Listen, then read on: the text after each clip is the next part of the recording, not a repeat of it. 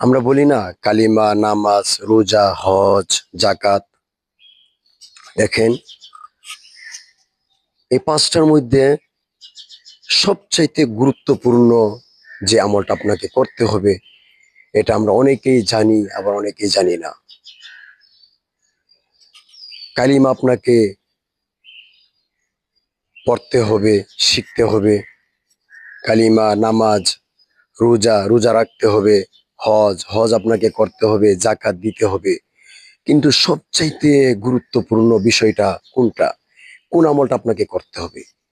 কি মানতে হবে? কি করতে হবে?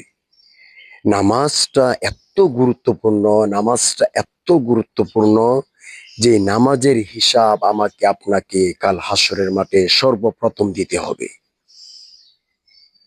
মিফতাহুল জান্নাতিস সলাহ, এই হাদিসটির অর্থ হইল নামাজ বেহেশতের চাবি।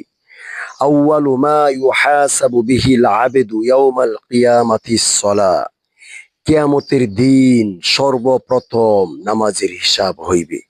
আহা, আমি আপনি মসজিদের সামনে, মসজিদের পাশে বসে, চার দোকানে, রাস্তাঘাটে, যে যেখানে মসজিদ আছে, সামনে নামাজ চলতেছে, সূরার তেলাওয়াত কানে আসতেছে, নামাজ পড়তেছি না, মসজিদে ঢুকতেছি না, শয়তানের ধোঁকায় পড়ে, বন্ধু বান্ধবের সাথে আড্ডায় পড়ে, যখন যেভাবে ইচ্ছা চলাফেরা করা হচ্ছে, কিন্তু নামাজটা পড়া হচ্ছে না।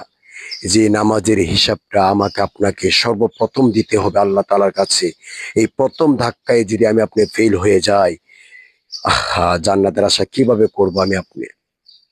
আসুন আমরা আল্লাহ তাআলাকে খুশি করি, আল্লাহ তাআলার হুকুমটা সঠিকভাবে আমরা মানি। দুনিয়া তো থাকবো না, এটা আমি আপনি সবাই জানি। থাকার জন্য আসি নাই, শয়তানের ধোঁকায় পড়ে কেন দুনিয়া নিয়ে ব্যস্ত আছি, দুনিয়া নিয়ে পড়ে আছি? নামাজই তো পড়বো। সর্বোচ্চ 20টা মিনিট সময় লাগবে যদি সুন্নত নিয়ে আপনারা পড়েন। আর যদি ফরজ পড়ে চলে আসেন, তাহলে ধরেন সর্বোচ্চ 10 মিনিট সময় লাগবে। আর কেন শুধু ফরজ নামাজটা পড়বো?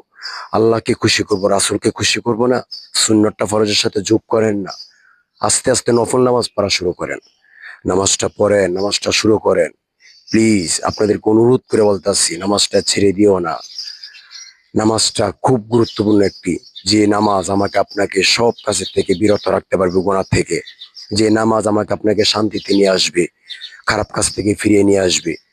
কি আপনার কি দরকার, কি লাগবে, আল্লাহ তাআলার কাছে নামাজ পড়ে চান। হিসাবটা দিতে হবে সর্বপ্রথম, নামাজের হিসাব আল্লাহ তাআলার কাছে। আল্লাহ, তুমি আমাকে সহ সমস্ত মুসলিম জাতিকে তুমি 5 ওয়াক্ত নামাজ জামাতের সাথে পড়ার এবং আদায় করার মন দিয়ে ভালোভাবে তৌফিক দান করুন। আমিন।